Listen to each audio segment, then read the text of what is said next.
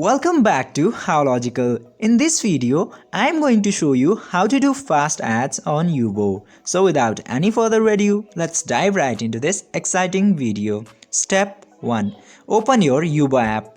Firstly, you just simply have to open your Yubo application, and after opening the Yubo app, just go to this friend option here. Step 2. Enable the fast ads option. Now after coming to the friend section, you can already see this fast ad button into the top of your Yubo app. You just simply have to click into that. After that, it will require some coins to do the fast ads. After going to the fast ads, it will require some coins to send the fast ads. In my application, it is showing 890 coins to send friend requests to 100 people.